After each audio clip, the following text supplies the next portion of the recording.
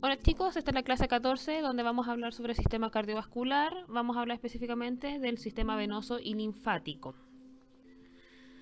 Recordemos primero de que tenemos lo que son el sistema cardiovascular, específicamente la zona vascular donde nosotros tenemos las arterias que las vimos en la clase anterior, que son vasos que están sometidos a altas presiones debido a las capas que tiene en sus paredes, y tenemos las venas que son un sistema de baja presión debido a que son muy elásticas, muy distensibles. Y eso hace que esta baja presión se quede la mayoría de la sangre acumulada en estas. El control del flujo sobre la red capilar está dado principalmente por el músculo liso que se encuentra a nivel de las arteriolas, previo a los capilares. Recordemos que los capilares son vasos anexos a lo que es el sistema venoso y el sistema arterial, están entre ambos. Previo a los capilares se encuentran las arteriolas, donde se encuentra el músculo liso, el cual regula la cantidad de presión que vamos a tener en esta zona. Y en la zona venosa nosotros no vamos a tener este músculo liso que vaya a generar control sobre los capilares. Los capilares tenemos distintos tipos, entre ellos los capilares continuos, los cuales tienen una red epitelial o un tejido epitelial que va de forma conjunta, que va de forma continua, una célula al lado de la otra, y las encontramos principalmente en el sistema nervioso, tejido muscular y tejido conectivo. Los capilares fenestrados. Los fenestrados son aquellos que son asociados a una cantidad de perforaciones importantes entre sus paredes. Esto hace que sean un poco más permeables que aquellos capilares continuos. Los encontramos principalmente en páncreas, intestinos y glándulas endocrinas. ¿Por qué es importante de que sean más porosos? Porque así permite una mayor permeabilidad. Finalmente tenemos los capilares discontinuos, también conocidos como capilares sinusoidales, que estos no tienen una regulación en cuanto al orden que tienen sobre ellos. Es literalmente como si fuera un queso gruyère, que es aquel queso que aparecía como referencia en los dibujos animados Tom y Jerry. El queso donde se encontraba Jerry, que estaba lleno de perforaciones y era bastante discontinuo. Ya es importante porque estos poros, que son de un diámetro mayor a 30-40 micrómetros, eh, son, eh, son de muy alta permeabilidad y los encontramos principalmente en la médula ósea, ya debido a que ahí se forma la eritropoiesis, formación de nuevos glóbulos rojos, y tienen que atravesar fácilmente estos capilares, el hígado, vasos, órganos linfoides y algunas glándulas endocrinas. Dentro de las características de las venas, recordemos que las venas tienen unas paredes mucho más delgadas que las arterias, y como no tienen esta capacidad de tener presión o de tener pulso, dependen exclusivamente del músculo esquelético para su drenaje. Entonces, gracias a la contracción muscular es que la sangre va fluyendo contra la gravedad. Para evitar de que esta sangre se devuelva, es gracias a unas válvulas que se encuentran principalmente en las venas de primer y segundo orden. Y en el caso de las venas, nosotros tenemos siempre un sistema venoso superficial y uno profundo a nivel de miembro superior y miembro inferior.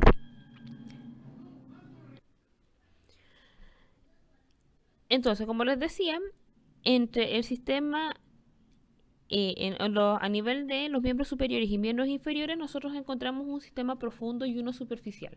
El profundo va asociado o acompañando a las arterias que van irrigando cada una de estas zonas, y el superficial va muy cercano a la piel. De hecho, esas son las venas que nosotros podemos ver de forma translúcida debajo de nuestra piel. Estas venas están comunicadas, o estos sistemas venosos están comunicados a través de unas venas perforantes, que son las que nosotros podemos apreciar en esta zona.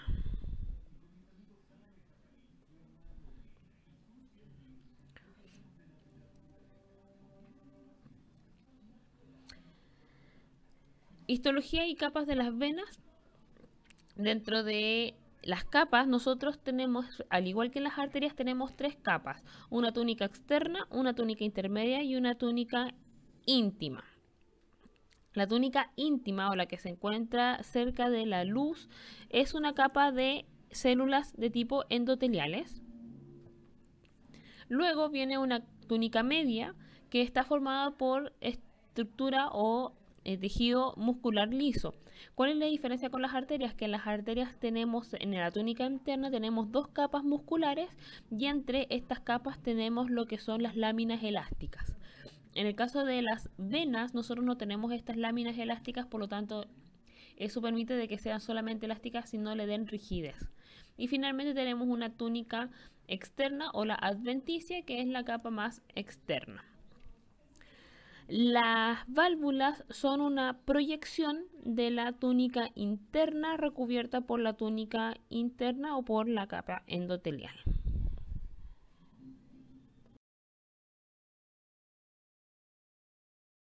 Hablar sobre el retorno venoso de cabeza y de cuello. Vamos a darle, al igual que con arterias, la principal énfasis en esta zona, pero eso no quita de que vayamos a revisar aquellas venas de miembros inferiores, sobre todo aquellas que son puncionables. La vena superficial de la cabeza, nosotros partimos a diferencia también de las arterias, que nosotros partíamos del corazón hacia distal, nosotros aquí partimos de distal hacia el corazón debido a que la sangre que va por las venas está generando un retorno al corazón y por eso nosotros hablamos siempre del retorno venoso. Entonces, de la irrigación superficial de cabeza, la sangre se va a devolver de la siguiente forma. Para toda la zona lateral del cráneo, vamos a tener nosotros, o sea, lateral y superior, nosotros vamos a tener la vena temporal superficial. Tenemos también la vena maxilar, que va desde la zona interna,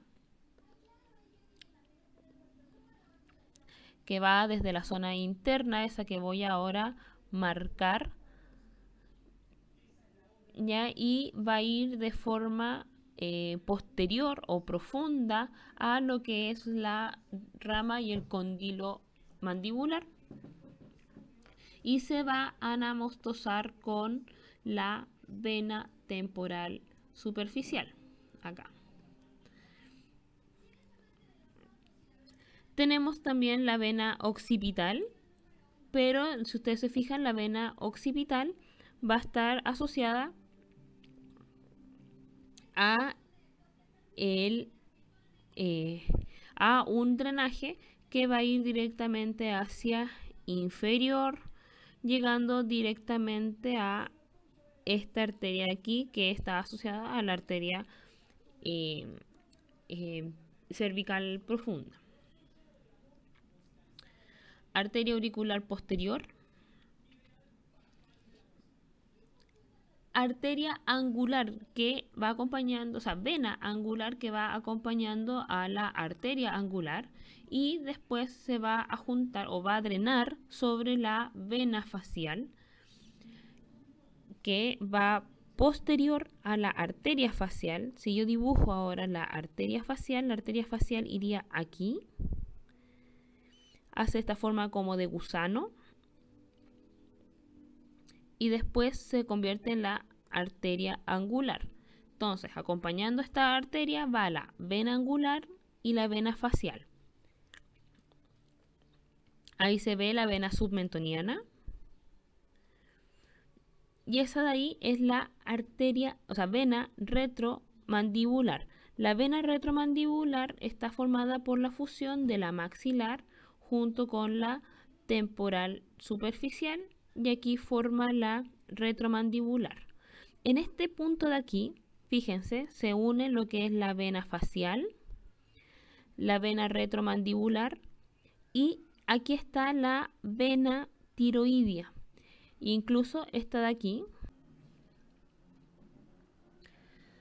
Del retorno venoso, nosotros a nivel de dentro intracraneal, nosotros encontramos los senos venosos y tenemos varios senos, y esto es muy importante que lo tenga muy claro.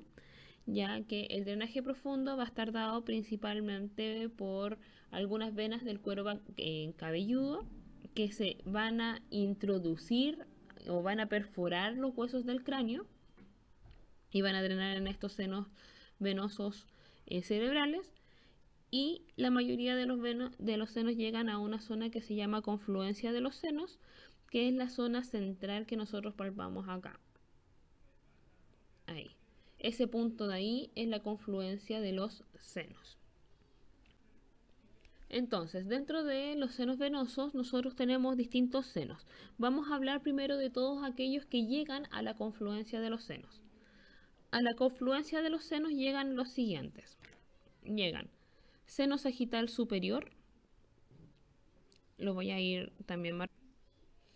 Ya, entonces, sistema profundo. Ahí nosotros tenemos un esquema de cómo se va formando las distintas ramas, ya que ya mencioné en la diapositiva anterior, cómo se forman los senos, cómo llega todo a la zona de la confluencia de los senos, y de la confluencia de los senos pasa a ser se pasa la sangre a los senos transversos, senos sigmoides, y los senos sigmoides cuando se junta con la vena, con el seno petroso inferior, forman la vena yugular interna. El globo ocular también es importante revisar el drenaje de este, debido a que tiene drenajes por la cara anterior y por la cara posterior. Por la cara anterior se va a drenar a través de la vena supratroclear. Entonces aquí tenemos lo que es el esquema ya resumen de las venas profundas, donde partimos de las cerebrales superiores, que van a llegar todo al seno sagital superior, que se va a juntar con el seno occipital a la confluencia de los senos. El seno sagital inferior, la vena basal y el cerebral inferior van a confluir en la cerebral magna, también conocida como la seno recto, o se va a convertir en el seno recto y va a llegar a la confluencia de los senos. Entonces, pregunta de prueba. ¿Cuáles son los senos que llegan a la confluencia de los senos? Entonces la respuesta puede ser seno sagital superior, seno occipital o seno recto. Esas son las tres venas que llegan a la confluencia de los senos. ¿Cuál sale o dónde drena la confluencia de los senos? Sobre los senos transversos. ¿Ya? Entonces es importante porque esto es pregunta de prueba. ¿Ya? Los senos transversos van a drenar en los senos sigmoides, junto con el seno petroso inferior. El seno petroso inferior recibe su drenaje del seno cavernoso, el cual también está llevando su información o llevando su drenaje desde las oftálmicas superiores e inferiores, que es del globo ocular. Los senos sigmoides van a drenar en la yugular interna y las yugulares internas van a drenar en la vena brachiocefálica junto con las venas subclavias. ¿Ya? Entonces la yugular externa llega a la subclavia y la vena vertebral también va a llegar a la brachiocefálica. Y todos van a formar, o las brachiocefálicas derecha e izquierda, van a formar la vena cava superior. El retorno superficial de miembro superior está dado por dos venas importantes. Estas venas son la vena cefálica y la vena basílica.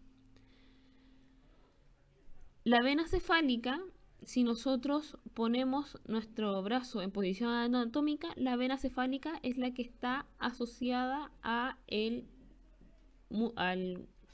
dedo pulgar, ¿ya? O está asociado al hueso radio. Entonces, si nosotros hacemos una separación de brazo, o sea, de hombro, nosotros tenemos que la vena cefálica va a ser la que se encuentra en la posición o dirigiéndose o más cercano a la zona de la cabeza. Por eso es cefálica.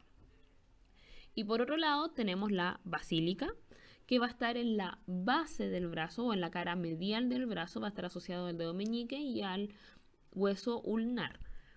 Entre ambas se forma una vena, que es la vena mediana ulnar, mediana del antebrazo.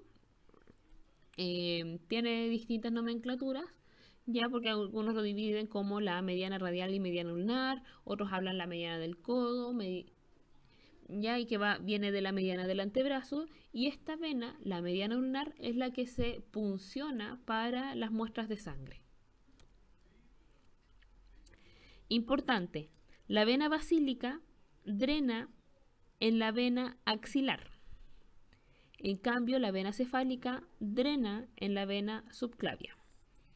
Entonces, ahí está la axilar, que va acompañando a la arteria axilar. Después acompaña la vena subclavia, que va acompañando a la arteria subclavia. Entonces, en la vena axilar drena la vena basílica y la cefálica drena en la vena subclavia. Y ahí está la yugular interna, que cuando se une con la subclavia forma el drenaje torácico. Y vamos a hablar ahora de la vena cava superior. Ya son las venas de la zona torácica. Nosotros tenemos venas importantes aquí. Tenemos las venas intercostales primero, que van acompañando a las arterias y nervios intercostales entre medio de las costillas. Estas venas intercostales van a drenar de anterior hacia posterior. Y en la zona posterior nos vamos a encontrar del lado derecho con la vena ácigos de forma completa. En la zona, aquí lo voy a marcar, la vena cava inferior recibe el drenaje de todo lo que es la zona de abdomen, pero no de forma directa de parte de las vísceras, y recibe de forma directa de lo que es riñones, hígado y miembros inferiores.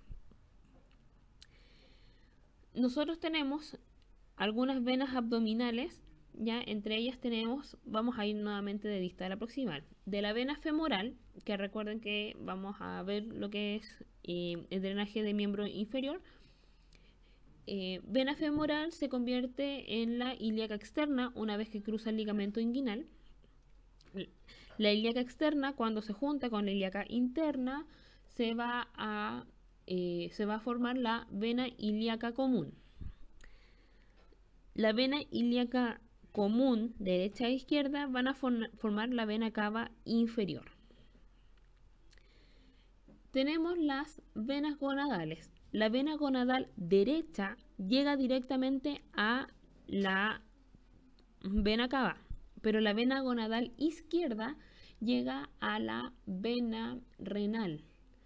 Esto es de mucha importancia clínica, porque muchas veces a los varones, debido a esto de que no llega directamente a la cava y llega a la renal, cuando hay alguna obstrucción a nivel renal, se genera también una obstrucción a nivel testicular, y ahí es cuando se produce la diverticulosis. Ya, para que de tarea lo busquen. Tienen que las arterias, o sea, las venas lumbares también llegan a lo que es la vena cava, la renal, y como dije también las suprarrenales. La suprarrenal derecha también llega de forma directa a la vena cava, y la vena suprarrenal izquierda llega a la vena renal para llegar de forma indirecta a la vena cava. Entonces, si nosotros resumimos lo que es el sistema o recepción de lo que es la vena cava, recibe la sangre de todo lo que es el sistema vascular, o sea, del sistema muscular, y riñones, suprarrenales, órganos genitales. Pero, ¿qué es lo que pasa ahora con el drenaje de todos los órganos? Debido a que nosotros tenemos que tener primero un filtro a nivel de todo lo que nosotros consumimos, de nuestros nutrientes, tiene que pasar la sangre en primera instancia por lo que es por el hígado. Por lo tanto, la sangre con muchos nutrientes y mucho oxígeno todavía va a pasar a través de un sistema que es el sistema porta. sistema porta hepático es un sistema el cual va a drenar la sangre, como ya dije, de las vísceras y las va a pasar primero por el hígado. ¿Qué es lo que ocurre?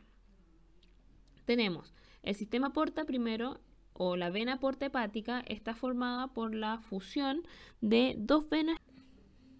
Entonces el esquema del retorno venoso abdominal a la vena cava inferior, vamos a partir desde las ilíacas, que llegan directamente a la vena cava inferior.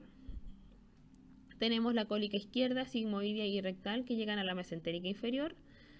Y junto con la gástrica izquierda, variación anatómica, chiquillos, muchas veces la gástrica izquierda llega directamente a la porta, pero aquí en el esquema sale que es lo más común, es que llegue junto con la gástrica izquierda, llegue a la esplénica.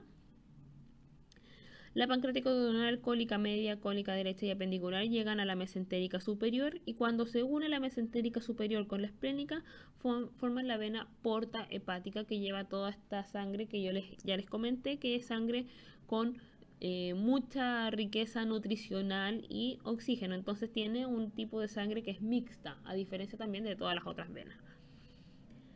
La vena, una vez que pasa al hígado, la porta hepática, la sangre ya es en cierto modo filtrada o sensada y pasa a la vena cava a través de las venas hepáticas. Ahí tenemos todas las otras venas que pertenecen al sistema renal o sistema muscular y que también llegan directamente a la vena cava inferior. En miembro inferior nosotros tenemos el retorno venoso superficial y profundo. El profundo va acompañando a las arterias y reciben el mismo nombre. Por ejemplo, si hablamos de arteria poplitea, tenemos la vena poplitea. Si hablamos de la arteria tibial, tenemos la vena tibial. En el caso del sistema venoso, recordemos que también tenemos un sistema venoso que es superficial, que va a partir desde el arco venoso dorsal, donde va a dar dos arterias, la vena safena menor, que se va a ir por posterior y va a drenar en la vena poplitea, y por la cara medial vamos a tener una vena que es la vena safena mayor, y va a llegar hasta la zona de la ingle, donde se va o va a drenar su contenido sobre la vena femoral.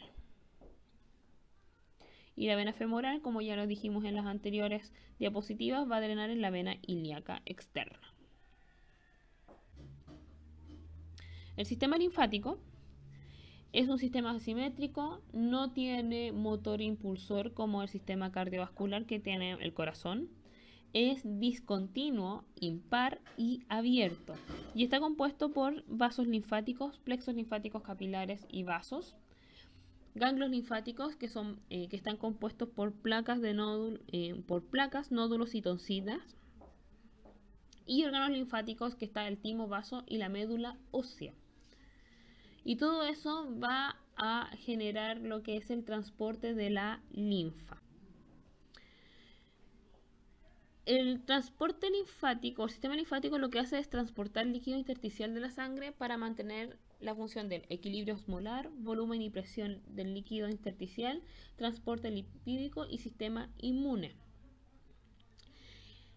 Cabe destacar de que toda la sangre que bombea el corazón y va por las arterias empieza a generar cambios de presiones a nivel de los capilares y sale agua con nutrientes con oxígeno al intersticio. Esta agua con los desechos metabólicos es drenado por el sistema venoso, pero el sistema venoso no es capaz de llevarse toda el agua y no es capaz de transportar moléculas más grandes. Entonces, ¿quién va a ser el que va a tener que eliminar el exceso de agua y sobre todo los desechos metabólicos de gran tamaño? Va a ser el sistema linfático. Por eso el sistema linfático siempre a uno le dicen que es como el camión de la basura, porque efectivamente va recogiendo todos aquellos elementos que se encuentran atrapados en el intersticio y que no pudieron ser drenados por el sistema venoso.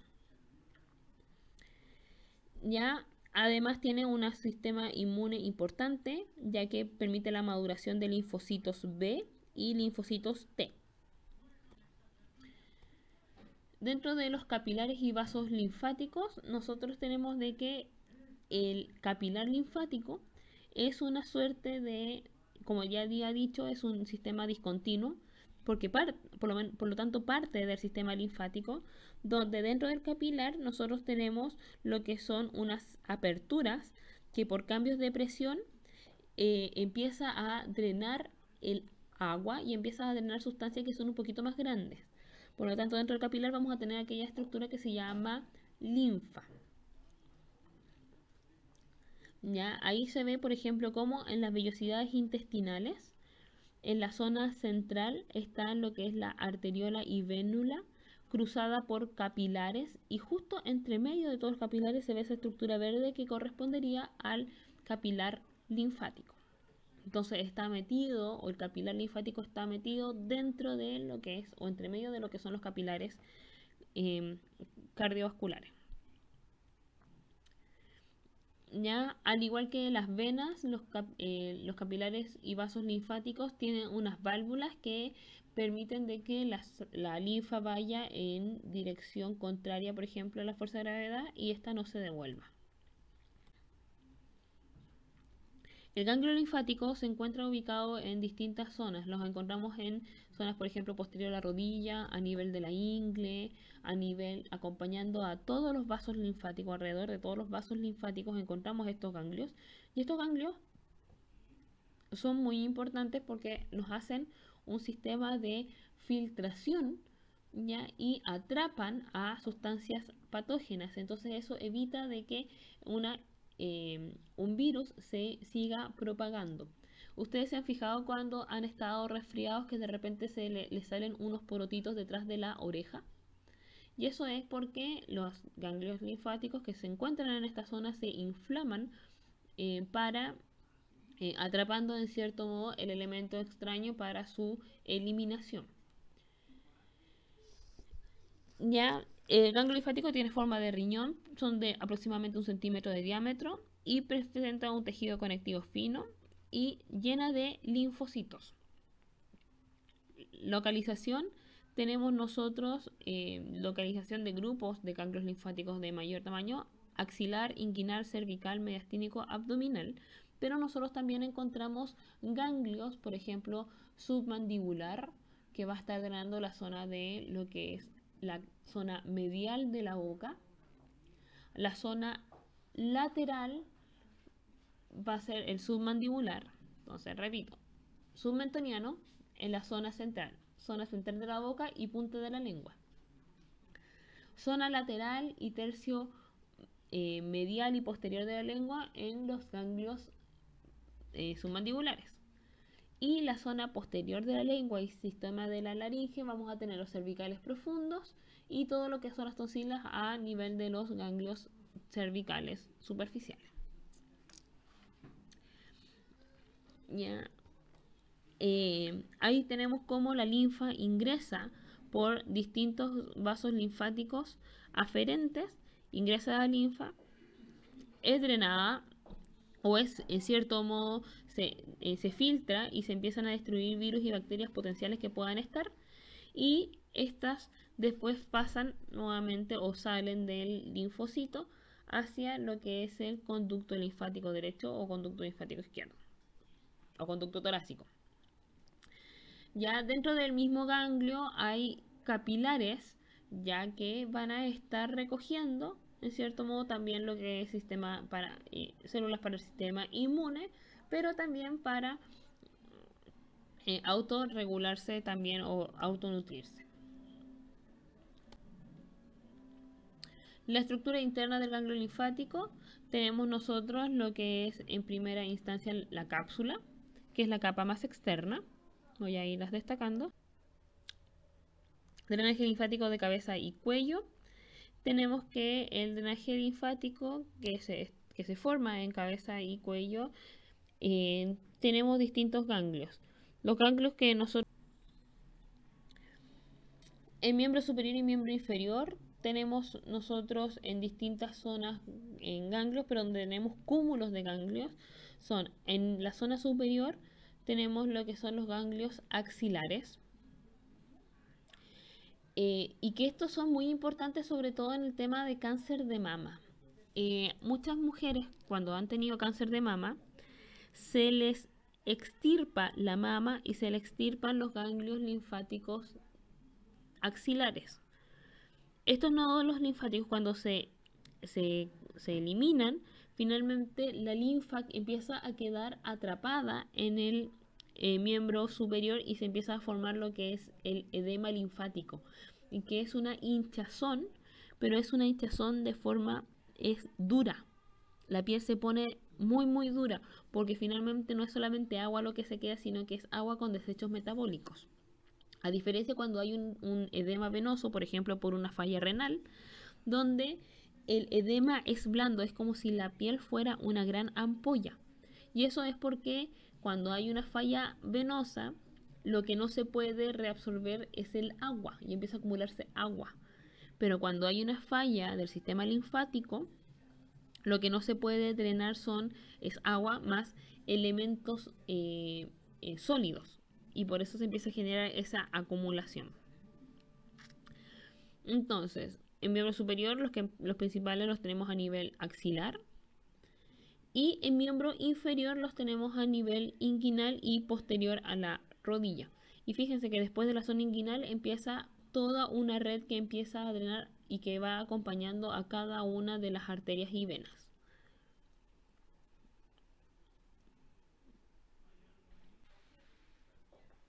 En el drenaje linfático abdominopélvico, nosotros tenemos lo que son los ganglios, primero los ganglios ilíacos externos, ilíacos primitivos o ilíacos comunes, que están asociados a la ilíaca común. Y tenemos ganglios mesentéricos inferiores, que está asociado a la arteria mesentérica inferior. Ganglio mesentérico superior, asociados a la arteria mesentérica superior. Nódulos celíacos, asociados al tronco celíaco.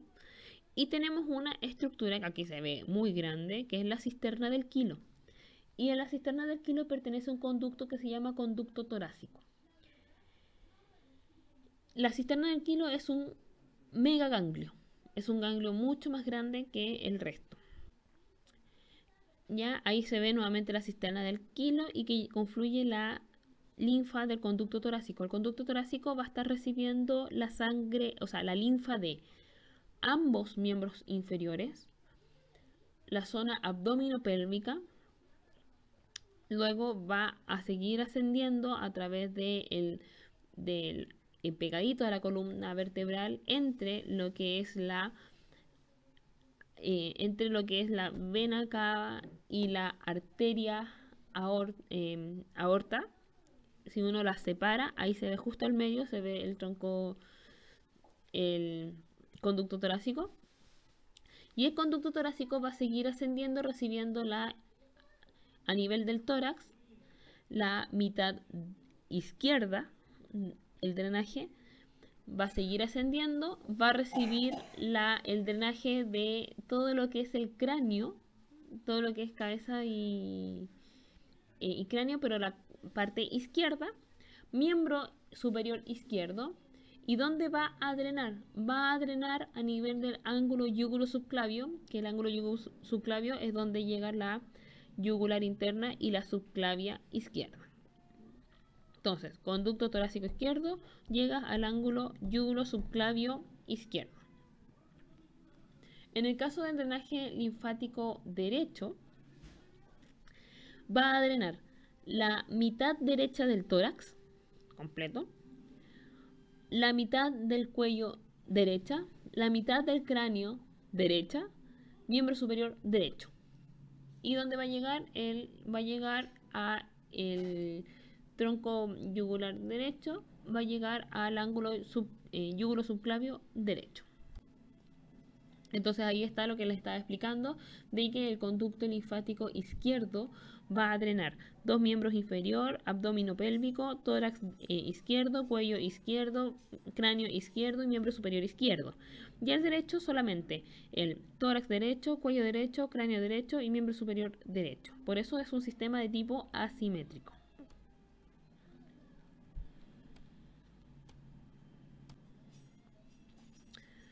Dentro de los tejidos linfáticos nosotros tenemos lo que es la médula ósea, que se encuentra dentro de los huesos. Cuando hablamos de médula ósea hablamos de la médula ósea roja, Ya, porque recuerden que la médula ósea amarilla es solamente un reservorio de energía que se encuentra en los huesos largos. Ya se encuentra principalmente en los epífisis de los huesos largos, vértebras, esternón, cintura pélvica, escápula, huesos planos del cráneo. En realidad lo encontramos en el hueso esponjoso de todos los huesos. Ya ahí encontramos el tejido hematopoyético que origina a los leucocitos, a los hematíes y a las plaquetas. Por lo tanto, todas las células sanguíneas van a estar formándose a nivel de la médula ósea. Ya nosotros tenemos algunas tonsilas y placas de Peyer.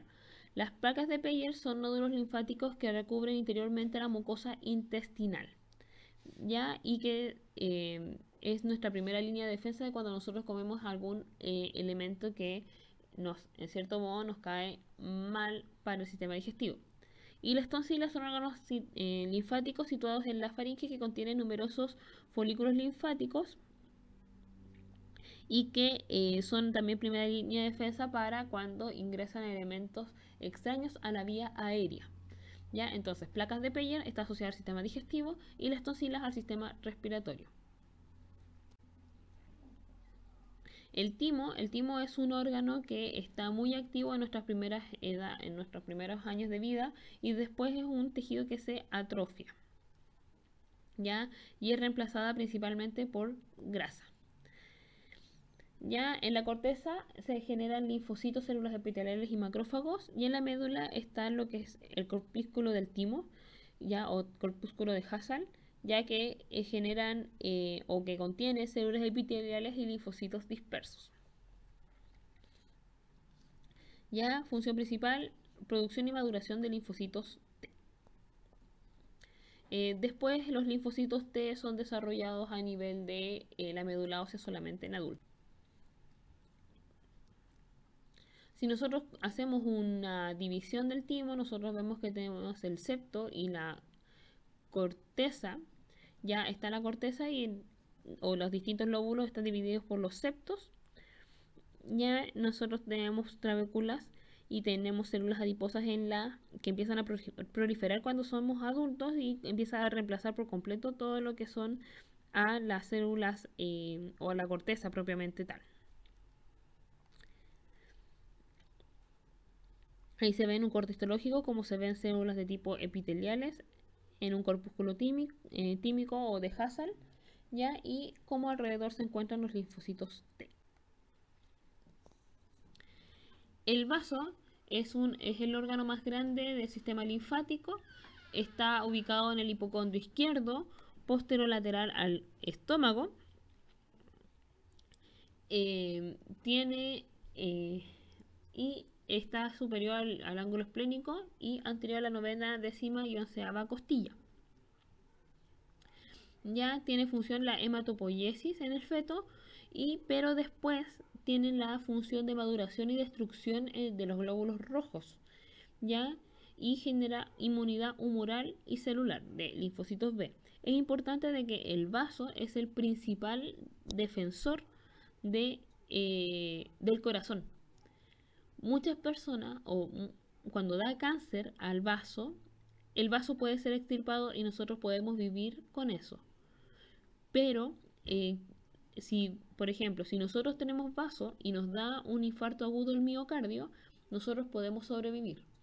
Pero una persona que no tiene vaso, cualquier lesión o cualquier problema que tenga a nivel cardíaco va a ser fatal. Por ejemplo, una cardiopatía infecciosa. Es muy poco probable que nos dé a nosotros en sujetos sanos o sujetos que, por ejemplo, no sé, si tenemos caries, hay una cardiopatía que es una cardiopatía cariogénica. Si nosotros tenemos vaso, en realidad las caries es muy, muy, muy poco probable de que nos dé una cardiopatía cariogénica. Pero si nosotros tenemos falla en la función del vaso o nos extirpan el vaso, una carie puede generar una infección cardíaca porque el corazón no va a tener esta línea de defensa. Dentro de la organización nosotros tenemos la cápsula serosa fibrosa, trabéculas esplénicas, arteria central y vena trabecular. Ya tenemos la pulpa rubra donde están las cuerdas esplénicas y la pulpa alba, donde están los nódulos esplénicos, o también conocidos como los de Malpighi. Tenemos cara diafragmática, que es la que está en contacto con el diafragma. Tenemos una cara visceral, que es la que está en contacto con las otras vísceras. Tenemos el margen superior e inferior, y al igual que otros órganos donde necesita el ingreso de elementos, tenemos un hilio esplénico, por donde van a entrar lo que son arterias, van a salir las venas esplénicas y van a estar los conductos linfáticos asociados. Algunas alteraciones del sistema linfático, ahí tenemos lo que es el elefantismo asociado por un edema linfático que se ve de esa forma. Ya esa mujer lo más seguro es que haya tenido extirpación de ganglios axilares y de mama, y eso genera la acumulación. Se genera un trabajo de drenaje que después es mantenido por técnicas de taping. Ya estas técnicas de taping para drenaje también son muy utilizadas por fonoaudiólogos para lo que es el drenaje de cara.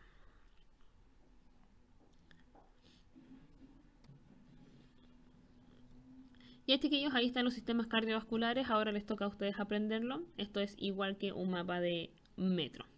Siga la línea. Que estén bien.